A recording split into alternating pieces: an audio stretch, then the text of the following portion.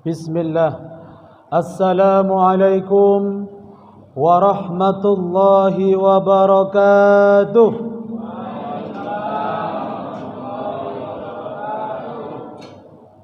Hamdan wa syukran lillah, salatan wa salaman ala rasulillah, amma ba'dah.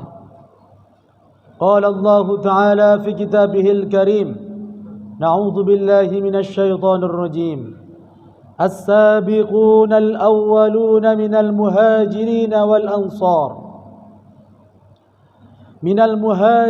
والأنصار والذين اتبعتهم بإحسان رضي الله عنهم ورضوا عنه وأعد لهم جنات تجري من تحتها الأنهار خالدين فيها أبدا Dzalikal fawzul azim. Shadaqallahul azim. Bapak Ibu yang dimuliakan Allah Subhanahu wa taala, di malam ke-23 ini diamanahkan oleh pemerintah Kota Batam melalui majalah Suara Madani bahwa hendaknya penceramah menyampaikan judul keutamaan sahabat Umar radhiyallahu anhu. Sebelumnya yang kami muliakan pengurus Masjid An-Nur, wabil khusus ketuanya dan segenap jajarannya, wal mukarram wal mukhtaram yang kami muliakan imam kita bersama, Bapak Ibu serta asatidzat, dewan guru, Bapak dan Ibu serta saudara-saudaraku, adik-adik semuanya yang insyaallah dimuliakan Allah. Amin. Ini kira-kira masih semangat nih Bapak Ibu nih? Bapak Ibu sehat? Ngecek aja suaranya, mana tahu ngantuk nih.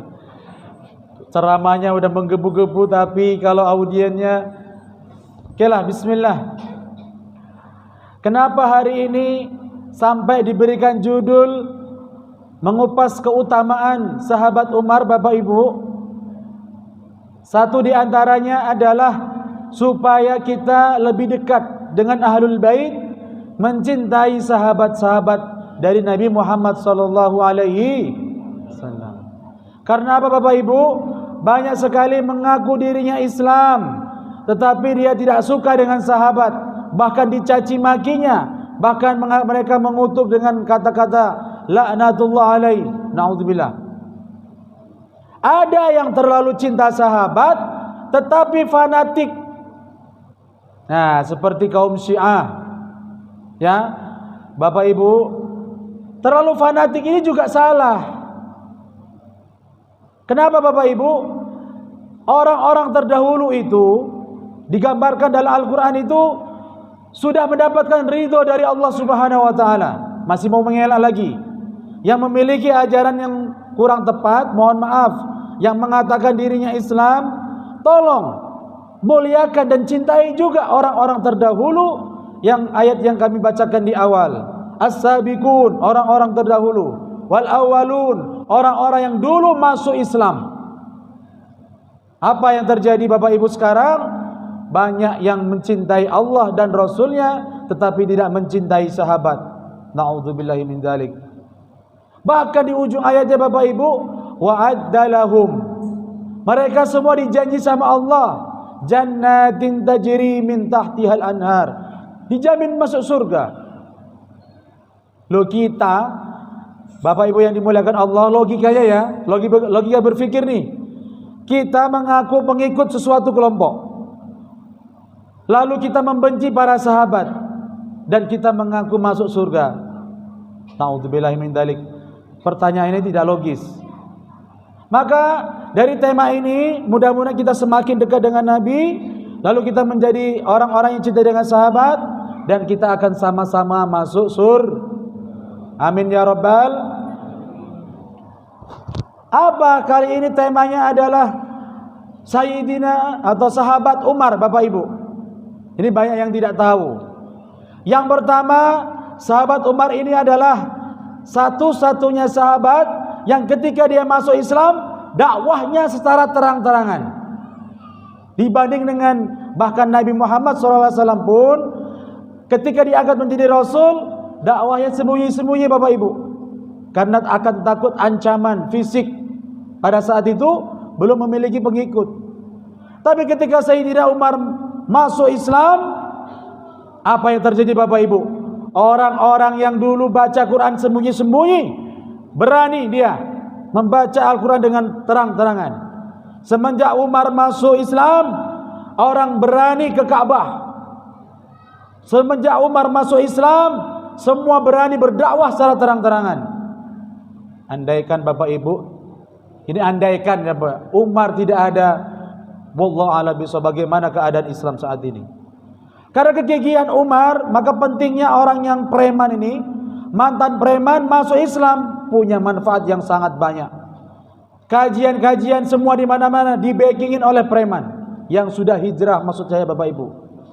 Semua terasa aman.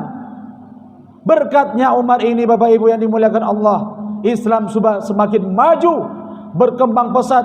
Mekah sampai nanti di Madinah pun menjadi orang-orang yang suka dengan Islam semuanya Bapak Ibu.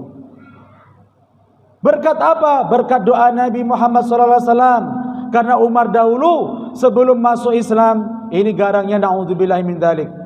Apa kata-kata Sayyidina Umar sebelum masuk Islam? Silahkan Anda kalau berani dengan saya, silahkan bikin janjian kepada saya, tapi sebelum ketemu sama saya, ucapkan selamat tinggal dengan keluargamu. Karena jarang yang menang Pak melawan Umar. Maka Nabi Muhammad berdoa, ya Allah, muliakanlah Islam dengan dua Umar. Satu Umar bin Khattab, dua Umar bin Hisham. Ini nama kerennya Abu Jahal Pak.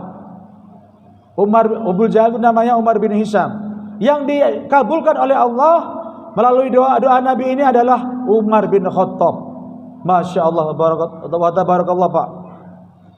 Ini yang pertama. Yang kedua Bapak Ibu yang dimuliakan Allah, Umar bin Khattab itu adalah satu-satunya sahabat yang mencetuskan kalender Hijriah. Oh, ini dia ini Pak. Kalaupun tidak ada Sayyidina Umar, mungkin belum tentu kita bisa menikmati kalender Hijriah. Ditentukan kapan? Ketika Nabi mulai hijrah ke Madinah. Dihitung oleh Sayyidina Umar. Inilah sebagai tahun baru Islam. Luar biasa Bapak Ibu. Ketiga, Sayyidina Umar termasuk sahabat yang mengusulkan Al-Quran itu dikumpulkan. Sebelum ditulis Bapak Ibu, ide kreatif beliau itu dikumpulkan Al-Quran. Bagaimana kalau beliau tidak ada? Mungkin kita belum bisa menikmati Al-Quran seindah saat ini Bapak Ibu yang dimuliakan Allah Subhanahu wa taala.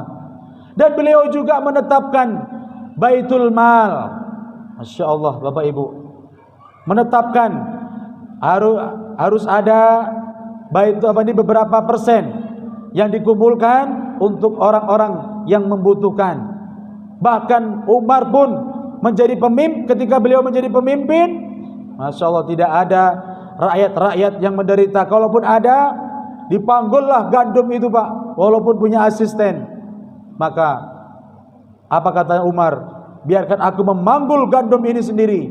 Saya khawatir aku tidak kuat lagi menanggung bebanku menjadi pemimpin di hari kiamat. Berkat ada orang yang masak batu. Bapak Ibu mungkin tahu cerita ini. Masya Allah Bapak Ibu yang dimuliakan Allah Subhanahu wa taala. Selanjutnya Bapak Ibu yang dimuliakan Allah Subhanahu wa taala, Sayyidina Umar ini ketika menjadi pemimpin, walaupun beliau garang nih Bapak Ibu, tetapi beliau sederhana Pak. Beliau dalam sejarah itu suka menambal bajunya. Presiden mana saat ini yang memiliki baju sobek terus ditempel, dijahit sendiri, dipakai untuk memimpin negara Pak? Satu-satunya adalah Umar. Bahkan kendaraan beliau itu bukan pemimpin zaman sekarang.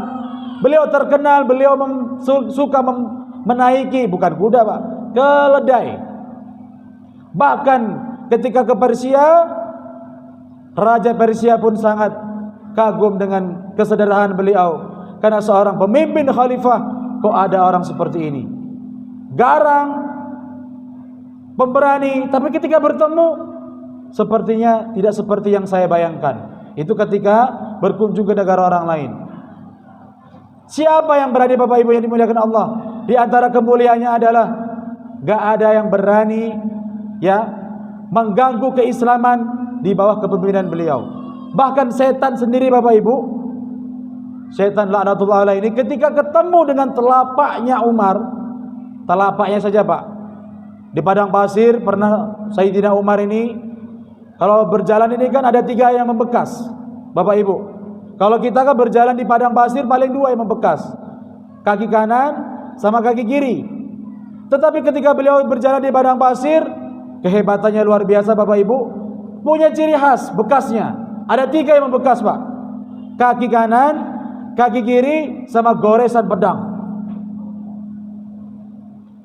Jadi ketika orang melihat, wah ini kan telapak Umar nih, orang-orang kafir pasti akan sembunyi. Bahkan dituliskan dalam sejarah Bapak Ibu, ketika setan pun melihat telapaknya Umar pun, mereka pun memilih untuk melewat jalan lain Pak. Ini diamalkan oleh orang-orang zaman sekarang Bapak Ibu.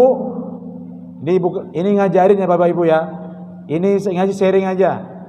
Ketika ada rumah-rumah yang katanya berhantu Pak, ketika ada sumur-sumur tua katanya, ada pohon-pohon angker, Bapak cobalah tuliskan Umarul Faruq, Umar Al-Faruq, tulis Pak, dalam keadaan suci, tulis di sebuah kertas yang kosong, tempelkan itu di tempat yang katanya angker Bapak Ibu. Ini diamalkan oleh ulama kita sekarang. Jadi kalau ada orang Islam nempel rumahnya, silakan beli rumah saya. Rumah saya murah, ditelepon. Pak, berapa rumahnya harganya? Murah, beli aja Pak. Saya gak sanggup lagi tinggal di situ Pak. Kenapa emang Pak? Di situ tiap malam ada anak nangis. Tiap malam ada genderuwo. Astagfirullahaladzim. Ini orang Islam. La ilaha illallah. Bapak Ibu, tanyalah sama orang yang ngerti. Jangan suka menyimpulkan sendiri. Ini salah satu idenya Pak. Tuliskan. Mungkin ada gak di sini ada yang tempat angker Pak? Tuliskan Umar Al-Faruq, tempel di situ. Kalau enggak setannya lari Pak. Ini dalam sejarah sudah terbukti. Nah inilah nanti Bapak Ibu kalau ada yang jual rumah murah bisa telepon nih, yang banyak-banyak duit ini. Ini ide kreatif Bapak Ibu yang dimuliakan Allah Subhanahu Wa Taala. Masih ada waktu gak ini? Singkat saja Bapak Ibu yang dimuliakan Allah. Selanjutnya Sayyidina Umar itu memiliki cincin Pak. Keutamaan beliau di cincin beli di situ ada tulisan kafa bil mautil mau'izon. Cukuplah dengan kematian menjadi mau'idhah, pengingat bagimu ya Umar. Cincinnya ada tulisannya itu Pak. Jadi kemana-mana beliau itu memegang cincin itu dan selalu membacanya. Itu menjadi tonggak beliau, semangat beliau untuk menjadi seorang pemimpin, bahwa harus ingat nasihat dari beliau adalah kematian. Maka beliau, Bapak Ibu yang dimuliakan Allah Subhanahu Wa Taala, luar biasa. Terakhir kata Nabi, kalaupun ada Nabi setelah Nabi Muhammad, maka Umarlah yang pantas menjadi Nabi. Saking garangnya, gagah, perkasa, pemberani, tapi dalam kesadarannya mirip dengan Nabi Muhammad SAW. Inilah sederet keutamaan Sayyidina Umar Bapak Ibu. Sebenarnya masih banyak ya, karena kita ini orang-orang yang terakhir hidup di akhir zaman, perlu kita kembali motivasi lagi. Jika kita menjadi pemimpin, contohlah Umar. Jika kita memiliki nyali pemberani, berdakwah terang-terangan, lihat kisah-kisah Umar. Jika kita menjadi orang-orang yang kaya, yang bagaimanapun kondisinya kekayaannya itu, harus tetap merendah seperti Umar bin Khattab radhiyallahu anhu. Ya, supaya kita terus rantai keilmuan, rantai perjalanan estafet kenabian ini terus dari sahabat, tabi'in, tabi'ut tabi'in sampai ke ulama, sampai ke kiai, sampai ke kita semua Bapak Ibu. Maka Bapak Ibu yang dimuliakan Allah Subhanahu Wa Taala, teruslah kita ke masjid, sholat berjamaah. Ya, salah satu di antara kita sholat tarawih berjamaah ini Bapak Ibu adalah berkat ide kreatifnya Umar bin Khattab. Karena dulu tidak ada sholat tarawih berjamaah, karena ada Umar bin Khattab menentukan, ayo dikumpulkan jamaah-jamaah pada saat itu. Kenapa sholat malam sendiri-sendiri di malam Ramadan? Dikumpulkan, sholatlah berjamaah Bapak Ibu. Yo, itulah kenapa kita harus mencintai para sahabat. Kenapa kita harus mengenang kisah-kisah terdahulu? Karena kita tidak ada apa-apanya dengan mereka Bapak Ibu yang dimuliakan Allah Subhanahu wa taala. Usikum nafsi bitaqwallah. Sama-sama kita lanjutkan ibadah kita salat tarawih. Mudah-mudahan di puasa, ibadah, amaliyah di bulan Ramadan itu yang kita lakukan diterima oleh Allah Subhanahu wa taala. Amin ya rabbal. Assalamualaikum warahmatullahi wabarakatuh.